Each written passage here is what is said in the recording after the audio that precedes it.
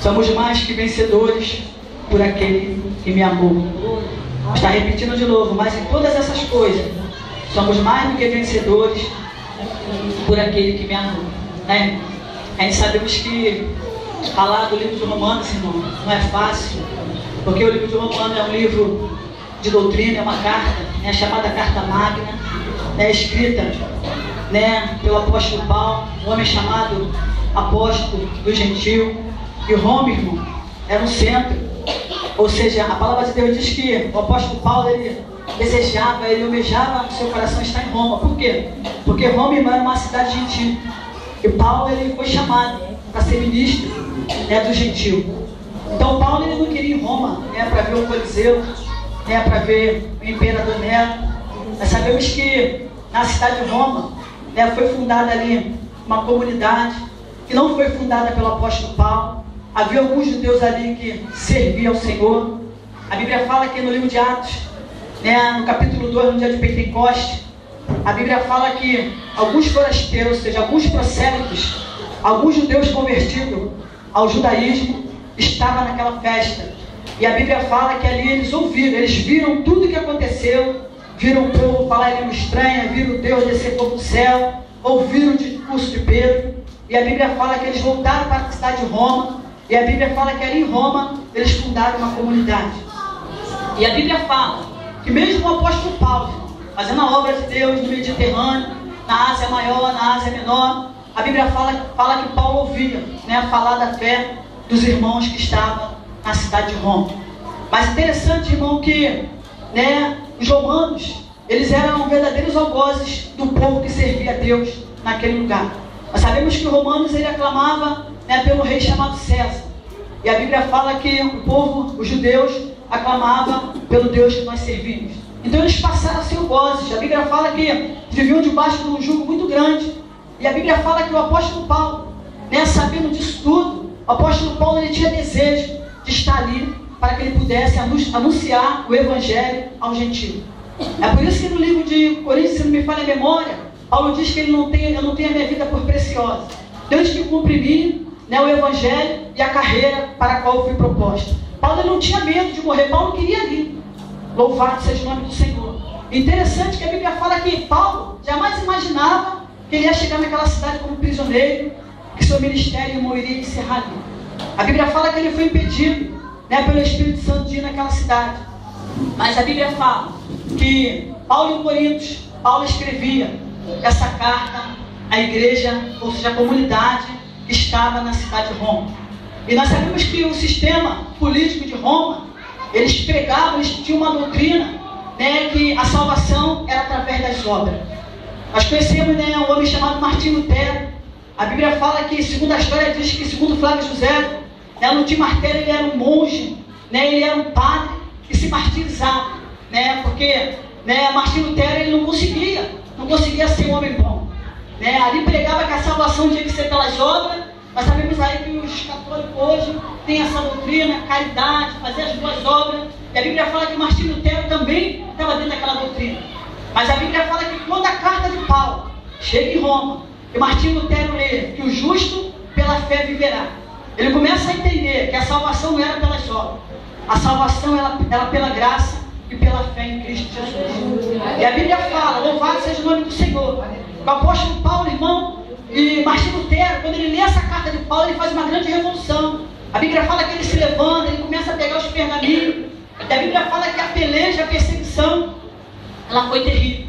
E a Bíblia fala que Paulo escreve essa carta, irmão, e Paulo trata de vários assuntos. Paulo trata da justificação, Paulo trata da graça, Paulo trata do pecado, Paulo trata da salvação. Tanto que nos primeiros capítulos, Paulo vem massacrando. Paulo vem dizendo que todos eram devedores, que todos eram pecadores, que todos necessitavam da misericórdia de Deus. Tanto os gentios que estavam na cidade, como os judeus. Mas interessante que, no decorrer do livro, vai chegando no capítulo 6, no capítulo 5 por aí, Paulo já vem mudando o seu discurso. E quando a gente entra no capítulo 8 de Romanos, nós começamos a ver Paulo tratar da segurança que nós temos que ter em Cristo. Paulo começa a dizer que todas as coisas colaboram para o bem daqueles que amam a Deus e são chamados para o seu decreto. Paulo começa a falar que, né, que ama, Paulo fala daqueles que são chamados, e Paulo fala daqueles que foram chamados para um propósito. Paulo começa a dizer, louvado seja o nome de Deus. Nós sabemos que para ser um apóstolo, na época, tinha que ter convivido com Jesus, tinha que ser testemunho ocular, mas nós sabemos que Paulo foi chamado, irmão, para ser apóstolo. A prova é Deus, irmão, chamar ele quem quer. Deus, ele faz como ele quer, faz da maneira que ele quer. A Bíblia fala que dentro de Paulo tinha algo tremendo, que seria usado, louvado seja o nome do Senhor, dentro do reino de Deus. Muitas vezes nós não entendemos. Deus levanta um a presbítero, levanta um a missionário, Deus levanta um levita. Muitas vezes a gente começa a questionar, a gente começa a não entender. Louvado seja o nome do Senhor. Mas Deus, ele sabe que aquela pessoa, qual foi levantada, ou seja, qual foi ungida, ela está dentro do propósito de Deus. Interessante que o apóstolo João, irmão, ele era um homem que ele era chamado apóstolo do amor, mas ele era um homem muito direto. Paulo ainda fazia um pouco de rodeio. O apóstolo João dizia, todos aqueles que pecam é filho do diabo. Mas Paulo não, Paulo vinha ali, trabalhando. E a Bíblia fala que quando chega aqui, nessa carta de Romanos, Paulo fala que tudo ocorre para bem daqueles que amam a Deus. Porque dentro desse texto, Paulo fala que lá na cruz do Calvário, Paulo fala que naquele grande dia lá, Paulo fala que ali, quando aquele sangue foi derramado, já houve, irmão, o julgamento. Nós não devemos nada. Ali definitivamente houve um tribunal. Ali definitivamente Jesus ali, irmão, se colocou ali naquele madeiro, para carregar sobre si os nossos pecados, para carregar, louvado seja o nome do Senhor, tudo aquilo, irmão, louvado seja o nome do Senhor, que hoje, Satanás poderia estar nos acusando. É quando Paulo começa a dizer que não há nenhuma condenação para aqueles que estão em Cristo Jesus, que não andam segundo a carne. É por isso que Paulo vem dizendo, irmão, se Deus é por nós, quem será contra nós? Paulo dizia, louvado seja o nome do Senhor, já teve o tribunal, já aconteceu, já fomos julgados, definitivamente, então nada, irmão, pode ser contra mim e a você. Pode se levantar quem for, pode se levantar a macumbeira, a feiticeira, pode se levantar, irmão, a oposição, mas aquela obra que Deus colocou dentro de você, que o Espírito Santo de Deus colocou dentro do teu ser, irmão, ninguém pode, nem mesmo nem você, podemos destruir a obra que Deus tem na nossa vida. Nós podemos, louvado seja o nome do Senhor, até mesmo tentar. Irmão, se Deus é por nós, irmão, quem será contra nós? Paulo começa a dizer, porque aquele que nos amou, nem o seu próprio filho poupou, irmão. Paulo começa a dizer que nada nos separa do amor de Cristo, nem a tribulação. Paulo diz que nada, irmão, nada e nem ninguém. E Paulo começa a dizer, na cruz do Calvário, por isso, eu e você somos mais do que vencedores. Se você quer, tu vai jogar tua mão para o alto nessa noite e tu vai dar um grado de glória.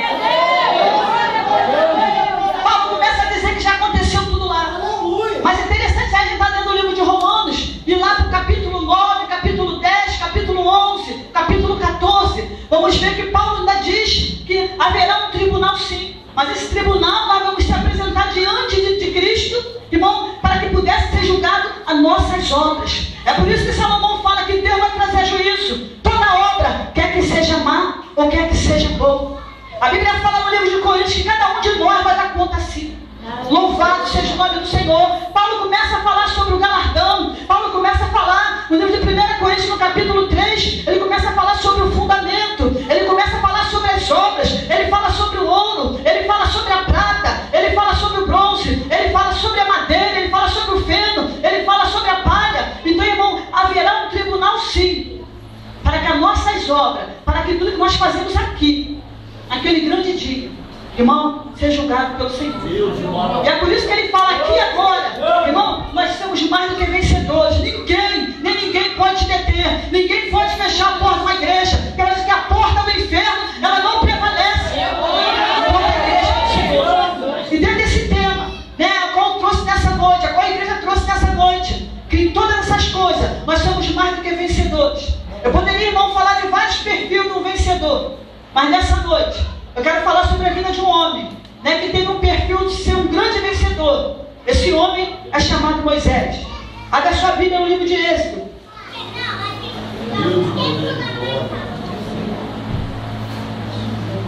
Livro de Êxodo, capítulo 4.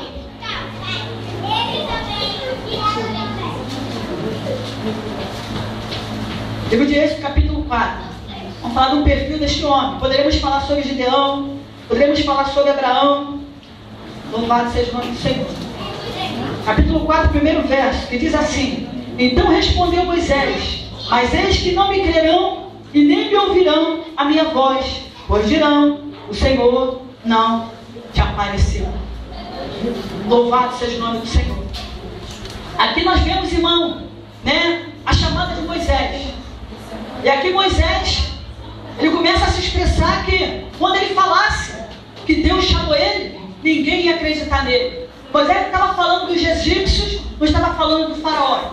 Moisés falava das próprias pessoas que estavam à sua volta. Ele falava da sua própria família. E quando ele chegasse em casa e fosse dizer que Deus falou com ele, ele disse que ninguém iria acreditar nele. Mas para a gente entrar dentro desse texto, não tem como a gente começar essa história aqui, porque ela começa lá nos primórdios. A Bíblia fala que do homem chamado Abraão. A Bíblia fala que Abraão, ele habitava na cidade de Ur dos Caldeus. E a Bíblia fala que Terá, né, o pai de Abraão, ele era um grande fabricante de estatuetas. A Bíblia fala que havia um ateliê na cidade de Ur dos Caldeus, um ateliê que era muito conhecido. Eram fundidos 600 imagens por dia. Havia Deus disso, Deus daquilo outro. Enfim, cada imagem, né, irmão, tinha um nome. E a Bíblia fala que o Senhor, ele vai na cidade dos Caldeus. A Bíblia fala que ele chama Abraão. A voz do Senhor vem até Abraão. E a Bíblia fala que Abraão, ele ouve aquela voz. Mas a Bíblia fala que Abraão, ele não entendia. Abraão, ele não tinha experiência. E a Bíblia fala que Abraão, ele correu até a sua casa, no meio da sua parentela, e foi falar para o seu pai chamado Terá, e para o seu irmão chamado Naor, que o Senhor, ou seja, uma voz, havia falado com ele. Irmão, é por isso que é perigoso. Quando Deus fala algo contigo, dentro do seu íntimo, você querer passar para A e para B. Se não tiver a mesma visão, não tiver o mesmo propósito, é um perigo terrível, que pode tirar você do propósito de Deus. Pode tirar você, louvado seja o nome do Senhor, do propósito até mesmo que está no teu coração. De repente Deus fala contigo que você vai gravar um CD, que vai enviar um socorro até aqui, uma providência, e de repente você fala para A e para B, e aquela pessoa tenta tirar aquele projeto do seu coração. Me vai lembrar de um homem chamado Neemias. A Bíblia fala que Neemias estava lá no palácio de Suzã, a serviço do rei. E a Bíblia fala que Neemias era um agente de segurança, ou seja, ele era um homem de confiança. Ele era o copeiro do rei. E a Bíblia fala que naquele tempo tinha o costume de matar os reis envenenados. Então tudo que o rei viesse comer ou beber, Neemias tinha que experimentar primeiro. Neemias, irmão, louvado seja o nome do Senhor. Eu creio que cada propósito, cada projeto que subia ao coração de Neemias para ele fazer, eu creio que ali Neemias quebrava. Porque tudo que o rei viesse comer ou viesse beber, Neemias tinha que experimentar primeiro. Mas a Bíblia fala que no mês de Quisleu, a Bíblia fala que Neemias estava a serviço do rei. E de repente ele recebe uma visita do seu irmão chamado Hanani, com alguns de Judá. E Neemias faz uma pergunta: como se encontra a cidade de Jerusalém? O irmão de Neemias fala para ele: olha, havia dois grupos. Um foi levado cativo, mas o outro está em opróbrio e em miséria. E a cidade está com os muros fendidos e as portas queimadas a fogo. A Bíblia fala que quando Neemias toma conhecimento disso, Jerusalém era a cidade amada, aonde estava o sepulcro dos seus pais. A Bíblia fala que Neemias, louvado seja o nome do Senhor, ele começa a chorar, ele começa a se lamentar. Mas a Bíblia fala que com tudo isso, Neemias, ele coloca um propósito no seu coração. Vivemos no dia de hoje, e quando chega a má notícia, a primeira coisa que nós fazemos é queremos correr. Neemias é um exemplo tremendo. Chegou uma má notícia, a Bíblia fala que ele se levanta, ele coloca um propósito no coração. Se você está entendendo, dá uma glória a Deus bem alto. Glorifica o nome do Senhor. Muitas vezes você chegou aqui, esse dia de hoje para você não foi um dia bom. Talvez a má notícia chegou, o telefone tocou, e muitas vezes você estava no propósito e você saiu do propósito. Mas Deus manda hoje que você entra no propósito ao qual Ele tem colocado no seu coração. Ele chama você hoje para você ser perseverante, irmão, na presença dEle. E a Bíblia fala, louvado seja o nome do Senhor, que Neemias, irmão, ele continuou com o seu propósito. E a Bíblia fala que no mês de Nissan, que era março e abril, o calendário judaico, a Bíblia fala que Neemias se apresenta à presença do rei. E não podia chegar diante do rei, irmão, com um semblante triste. Mas a Bíblia fala que o rei percebe que o coração de Neemias estava triste. E o rei faz uma pergunta a Neemias: o que você tem, Neemias? Por que está triste o seu coração? Neemias declara para o rei que a cidade a qual ele amava, onde estava o sepulcro dos pais dele, estava com os muros fendidos, as portas queimadas, estava em opróbrio, estava em desprezo, estava em miséria. E a Bíblia fala, louvado seja o nome do Senhor, após os jejum e a oração de Neemias, irmão, Deus toca no coração do rei. E a Bíblia fala que Neemias, ele ganha férias para que ele pudesse viajar para a cidade de Jerusalém. Louvado seja o nome do Senhor. E a Bíblia fala que Neemias viaja. Aquele rei da madeira dá tudo para Neemias viajar para aquela cidade. Mas no período que Neemias jejuou, irmão, 5 meses, Deus colocou um projeto no coração de Neemias. E a Bíblia fala que esse projeto ele não declarou para ninguém. Está entendendo, irmão? Já esperava Neemias lá, Sanbalate e Tobias. Eu estou falando acerca do segredo que Deus coloca no teu coração, irmão. Para você não declarar ninguém, para você não abrir tua boca, para você guardar o teu segredo, para você guardar o seu contato com o Senhor. A Bíblia fala, louvado seja o nome do Senhor, que Neemias, ele guardou aquele segredo. Mas a Bíblia fala que quando Deus fala com Abraão, a Bíblia fala que Abraão, ele corre e fala para Terá, fala para Naor, e como se não bastasse, vai na cidade dos caldeus e fala para Abraão: sai do meio da sua terra, sai do meio da sua parentela e vem para a terra que eu vou te mostrar. A Bíblia fala que Abraão, preocupado por não conhecer o Deus que falava com ele, a Bíblia fala que Abraão, ele sai daquele lugar, mas Abraão leva todo mundo com ele. E a Bíblia fala que quando Deus chama Abraão, ele faz várias promessas a Abraão. E uma das promessas que Deus faz a Abraão era que Israel ia peregrinar numa terra estranha no período de 430 anos. E a Bíblia fala que o tempo se passa, essa promessa ela se cumpre. A Bíblia fala, louvado seja o nome do Senhor, que vem a linhagem, Abraão, Isaac, Jacó. E a Bíblia fala que para dar continuidade à história, Israel tinha que chegar no Egito. E a Bíblia fala que José é muito novo, ele é levantado no meio da sua parentela. A Bíblia fala que Deus chama José. José mais imaginava aquilo que ele ia passar. Ele não sabia que ele seria vendido. Ele não sabia que ele seria perseguido. José não sabia que ele ia passar por uma grande aflição na terra. Mas na terra da aflição de José, Deus iria exaltar José. Na terra da tua aflição, Deus ele vai te exaltar. Porque é o propósito de Deus na terra da tua aflição. E a Bíblia fala que José, irmão, é jogado na cova pelos seus irmãos. A Bíblia fala que veio um povo, ou seja, chamado Ismaelita. A Bíblia fala que José, ele chega no Egito. E a Bíblia fala, nesse meio tempo, que José, antes de José chegar no Egito, Moisés tinha sido jogado no rio Nilo, naquele cesto. A Bíblia fala quando houve a matança das crianças. A Bíblia fala que a mãe de Moisés, chamada Joquebede, colocou Moisés no rio. E a Bíblia fala que ele para na mão da filha de Potifar. E Moisés está ali. Irmão, como por trás da circunstância há um mover de Deus, irmão. Por trás do teu sofrimento há um projeto de Deus, terra. Por trás do teu sonho há um projeto de Deus. Por trás da sua luta, o deserto que você passa, você não vai morrer nele. Porque o deserto ele vem para te promover. Deus ele vai te exaltar e tu vai glorificar o nome do Senhor. A Bíblia fala que Moisés estava lá, irmão, sendo treinado para sentar no pé do monte. Moisés, irmão, tinha aprendido tudo nas escolas egípcias. Moisés aprendeu biologia, aprendeu botânica. A Bíblia fala que na cabeça dos egípcios, Moisés seria um príncipe. Louvado seja o nome do Senhor. Quando Moisés estava sendo treinado, a Bíblia fala que através de José, irmão, Israel, ele chega no Egito. Interessante que chega ali, mas não vão para a terra do Egito. Eles vão habitar numa cidade chamada Gósen. A Bíblia fala que os hebreus ficam dentro dessa cidade. Eles chegam lá muito ricos, com ouro, com prata. E a Bíblia fala, louvado seja o nome do Senhor. Havia na hierarquia, quando o rei morria, levantava o outro. E o rei que morreu no Egito, louvado seja o nome do Senhor. Esse rei conhecia os feitos de José.